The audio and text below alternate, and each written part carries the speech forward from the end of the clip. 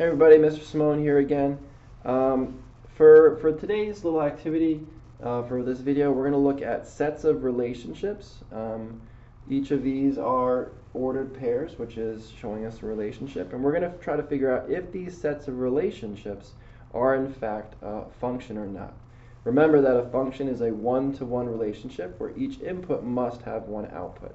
If you look at the example up here, this one goes over how we have our set of relationships, which happens to be a discrete relationship, which means that if you were to graph this, it'd be each individual point.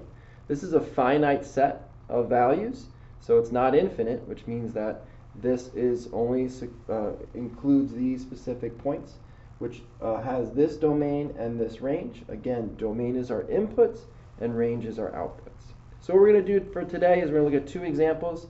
We're going to represent our domain and range and then figure out if the relationship is in fact a function or not. So let's dive in. So one of the first things I like to do is when I see a set of relationships, I like to highlight my x values. Remember, those are our inputs, which represents the domain. I do this by kind of pointing out each x value. When you are given a relationship or a relation in math, remember that it is always x, y. X being your input and y being your output.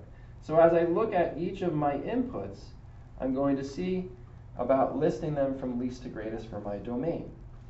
We use a brace because it's a finite set, and we're going to list these from least to greatest. So my smallest x value is 1, and then I'm going to work my way up. So I've got 1, oh, I see that I have 2 3s. I just need to write it once. You don't have to write it multiple times. I've got 5, and then I've got 9. And that represents my finite set of all my x values, which is part of my domain. For your range, which is known as the output, these are all of your y values. And for all of these, I like to do the same thing. Just highlight it. You can use a different, color pen or pencil, but you can also circle it. This range, all my y values, I'm going to list it using my brace. Start with the smallest amount. I notice my smallest amount is 2. It happens twice, which is okay. Then I have 4, and then I notice that I have 2 7s. Again, you just need to list it once.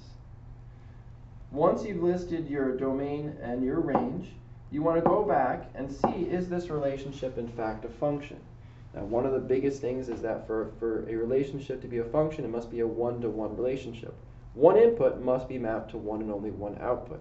In other words, your x must be unique. Your y values, which is your output, does not need to be unique, but x values need to be.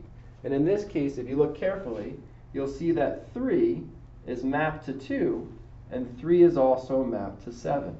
Now, because of this, this is considered not a function. And some kids will say, but Mr. Simone, I noticed that 7 repeats itself and 2 repeats itself. And that's okay. The key is to remember that x must be unique. If it's not unique, it's not a function. All right, let's look at another example. Over here, same idea. I'm going to highlight all of my x values. However you decide to do that is fine. I like to use arrows. I'm going to list from least to greatest. I've got 3. Then I have 5. I've got 6. I've got 8, and then 9. Sometimes when I do this, I cross them out or I'll circle them, which is sometimes helpful. My range, all my y values, I've got 2, 5, 0, 7, and 1. So I'll make my braces, plug in from least to greatest. So I've got 0, 1, 2, 5, and 7. In this scenario, you'll notice that none of my x values repeat. I've got 6, 3, 9, 5, 8. Because of that, by definition, this is a function. So I can just write yes. This is a function. All right, I hope this video helps you kind of go over looking at sets of relationships. Remember that these are finite relationships, so we need to list our inputs and our outputs for our domain and range, and then figure out if the relationship is in fact a function.